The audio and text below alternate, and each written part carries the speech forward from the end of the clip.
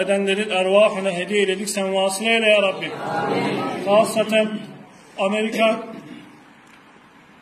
askerlerinden, Amerika'nın tasallutundan devletini, milletini kurtaran Afganistan mücahitlerinden ve şu anda Afganistan mülteci bakanı olarak şehit olan, kendisine suikast yapılarak şehit edilen Hacı Halilur Rahman Hakkani'nin ruhuna da hediye eyledik, sen vasıl eyle ya Rabbi. Amin. Tarafından makbul eyle ya Rabbi. Kur'an'ın nuruyla kabrini purnur eyle ya Rabbi. Amin. Geride bırakmış olduğu ailesine sabrı cemil ihsan eyle ya Rabbi. Amin. Gerideki ailesine sabrı cemil ihsan eyle ya Rabbi. Amin. Şeriatı yüklendikleri gibi bütün İslam devletlerine de örnek olmalarını nasip eyle ya Rabbi. Amin. Nasip eyle ya Rabbi. Amin. Nasip eyle ya Rabbi. Amin. Aynı mücadele